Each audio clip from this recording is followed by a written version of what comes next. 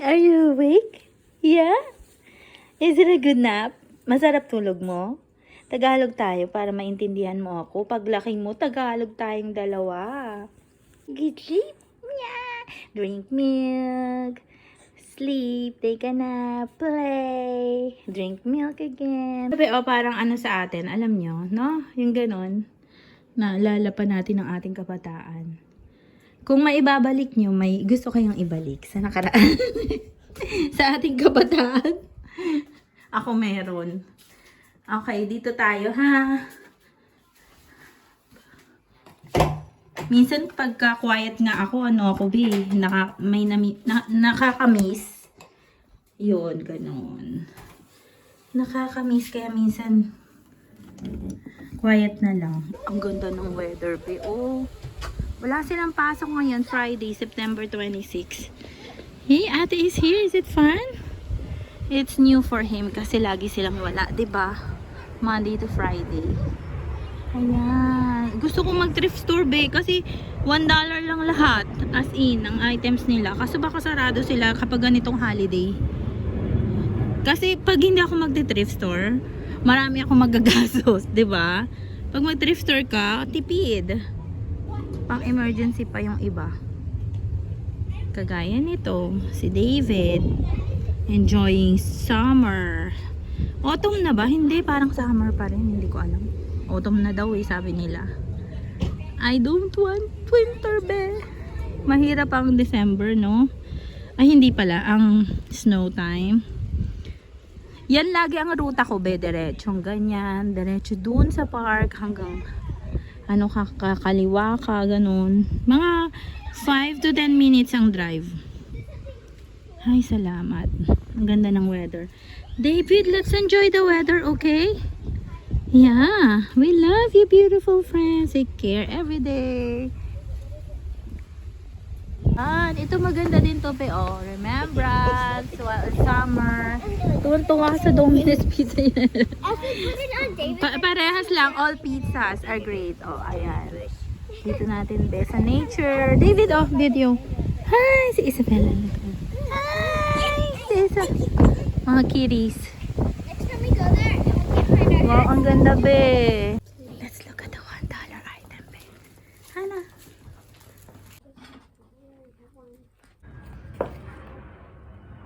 Friends, I got a cute outfit and I got this stuffy to go with it.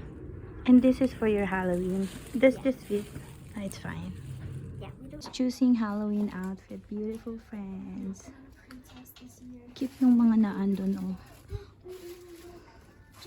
Outfit for We David. chose a Snoopy outfit for David. Wow, ang cute, be, oh. Ito ang summer outfit, hindi siya $1. Pero hindi ko alam kung tong gown na to, kung 1 din siya. 50 pesos. Saka nakakita ng 50 pesos na ganyang gown.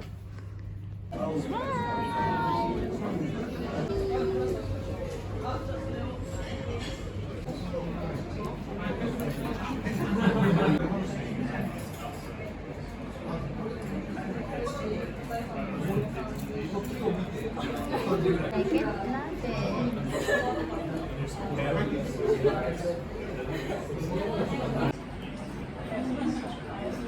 You can show yourself.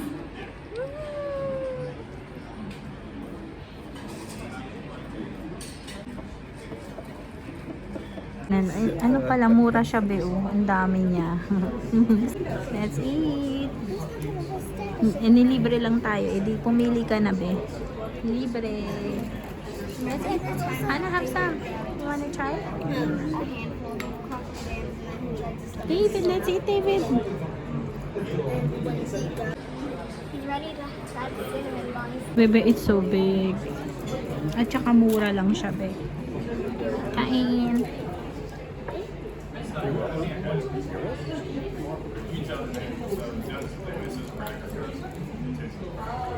Pickle anyone?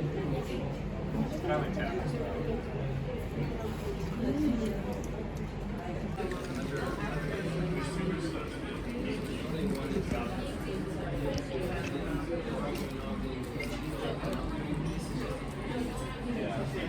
that later guava down there?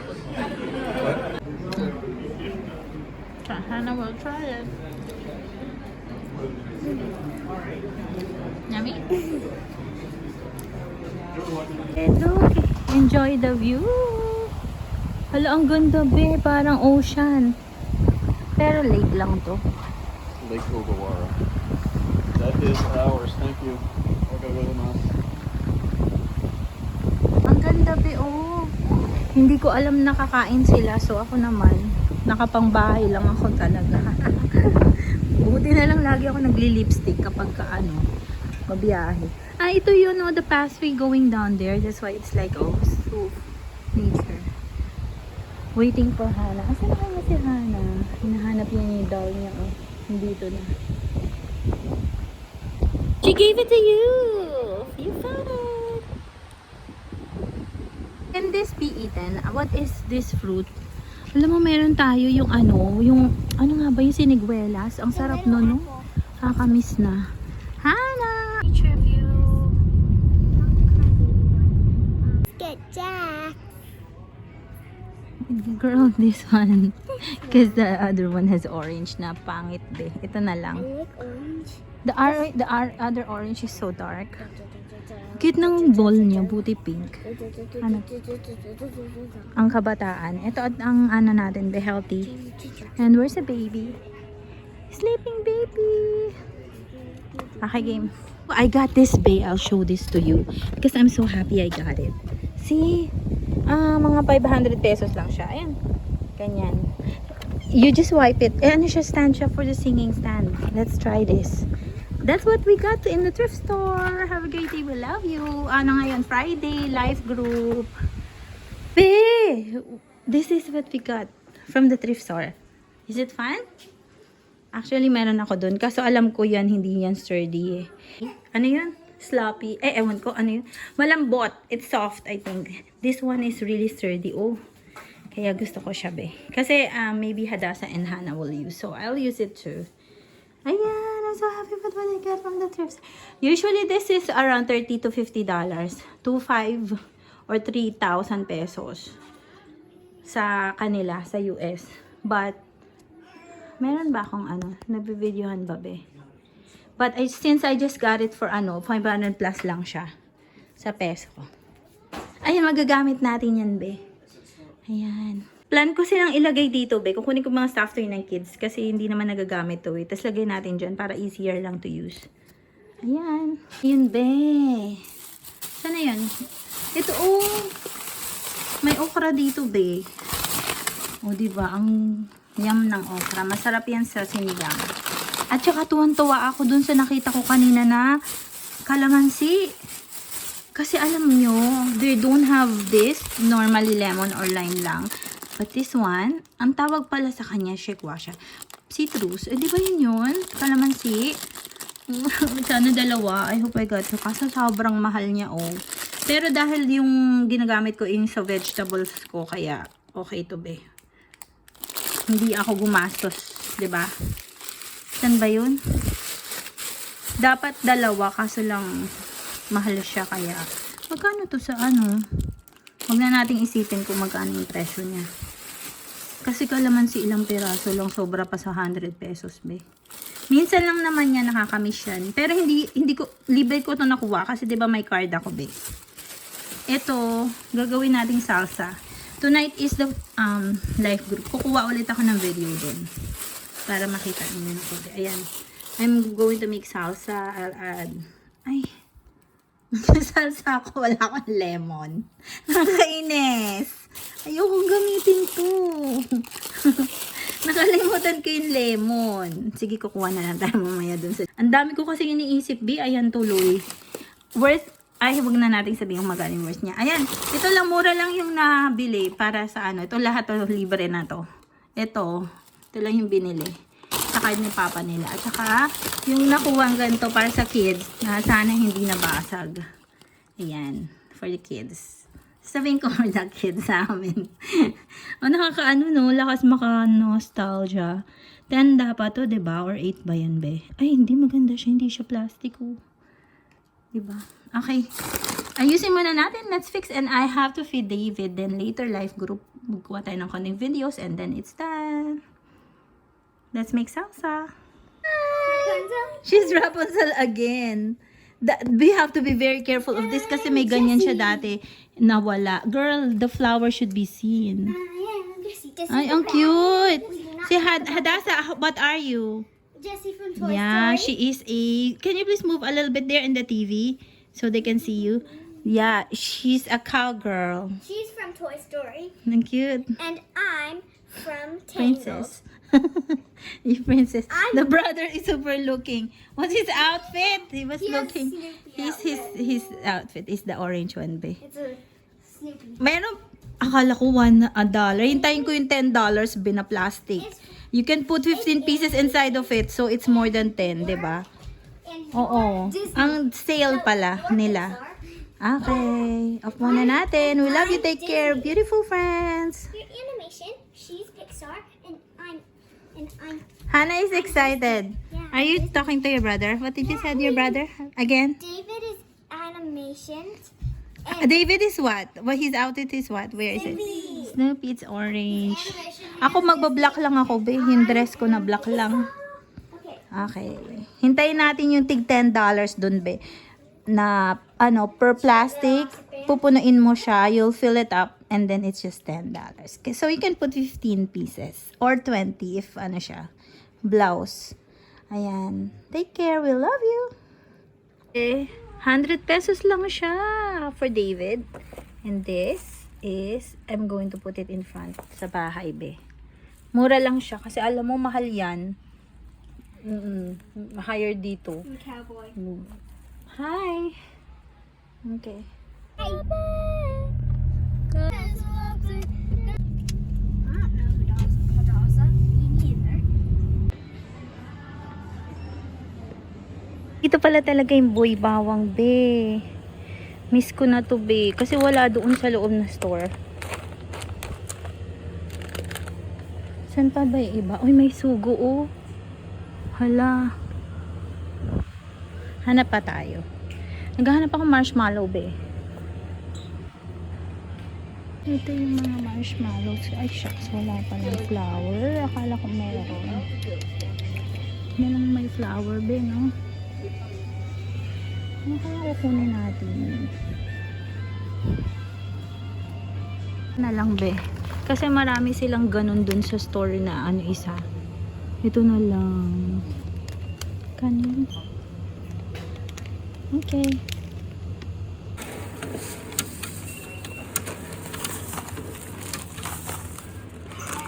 Cute.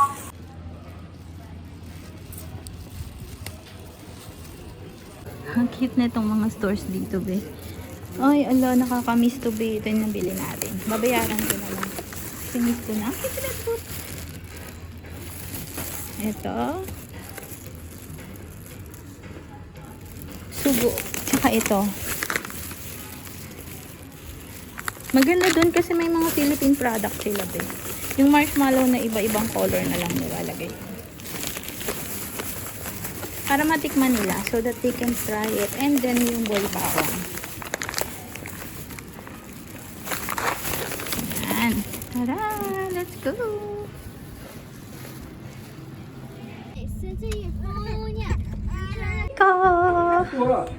Yes, I'm done. I'm so happy. Oh, konti lang pala siya. Share this. She makes yummy bread. Chocolate bread.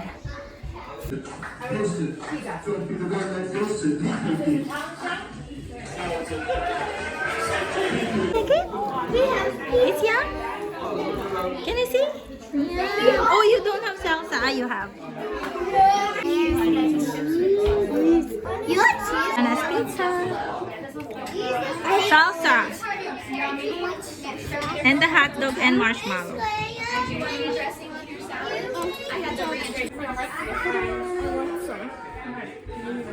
Yum.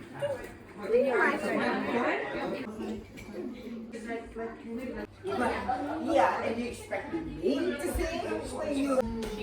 Did you say that?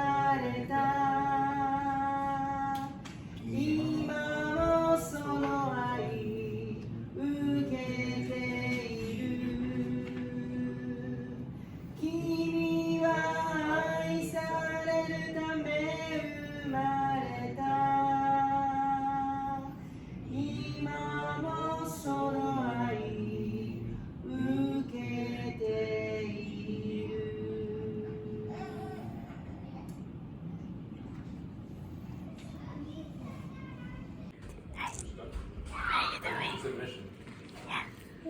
Life group. What are you doing? Just tell the truth. There is a huge level of trust, like Stacey, you were saying.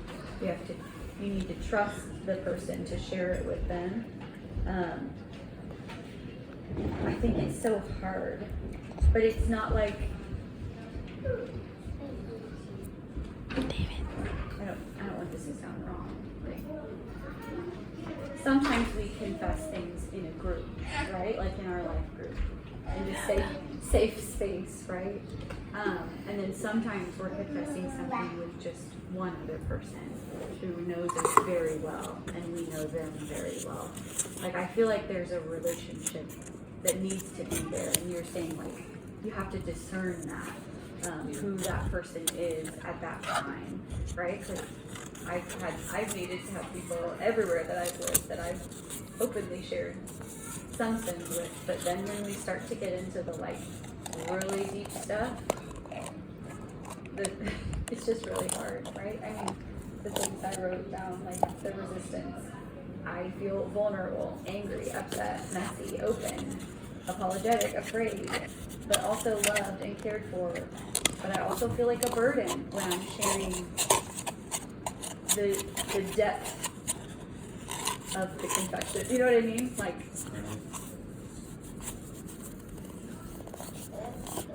and I don't know. I just kept on all bloody in my face, but we haven't really talked necessarily about the last question, but abide in me, you will bear much fruit. The soul of a disciple of Jesus is like a branch in a vine, and we too need a trellis in order to grow. In the Christian tradition, this is called a rule of life.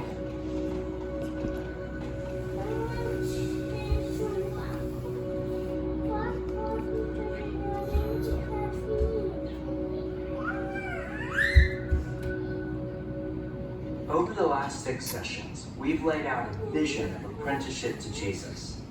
Now we're ready to shift gears and make a plan to turn that vision into a reality. Transformation is possible, but it's not inevitable. It won't just happen. We need a plan.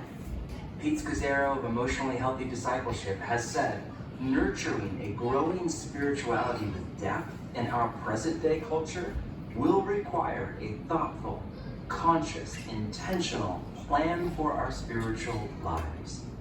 We all have a plan for the things we most value.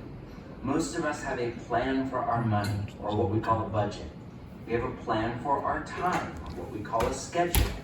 Many of us have a plan for our career, or summer vacation, or our diet or exercise routine, but not for our apprenticeship to Jesus. I've been around soccer moms with more of a plan for their kids' pathway to professional sports than for their discipleship to Jesus. The question is, how do we make a plan to be spiritually formed? Let me introduce you to the answer the first followers of Jesus came up with. They called it a rule of life.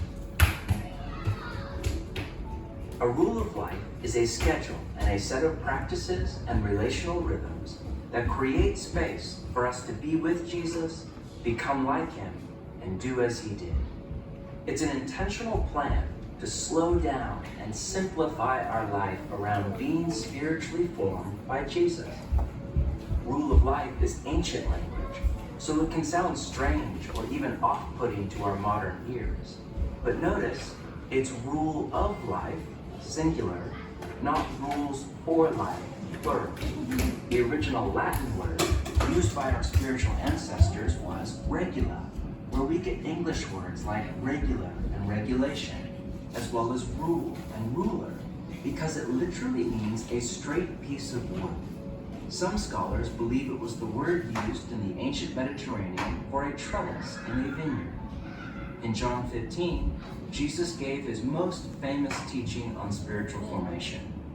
I am the vine, you are the branches. If you remain in me and I in you, you will bear much fruit. Apart from me, you can do nothing. If you do not remain in me, you are like a branch that is thrown away and withers. Such branches are picked up, thrown into the fire, and burned. If you remain in me, and my words remain in you, ask whatever you wish, and it will be done for you. This is to my Father's glory, that you bear much fruit, showing yourselves to be my disciples.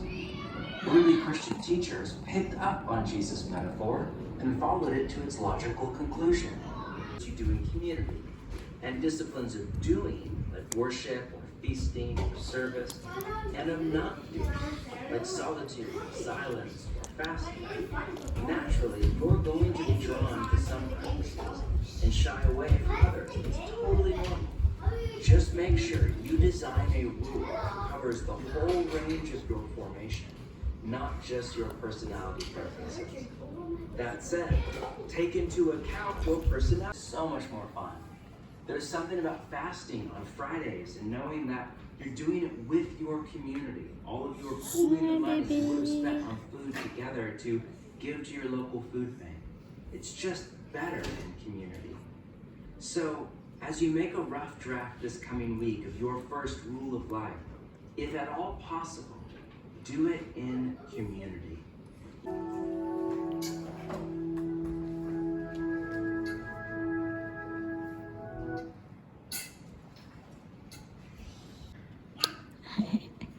And you think what I think you come naturally. Sometimes if I wake up later, then sometimes my morning prayer, you know.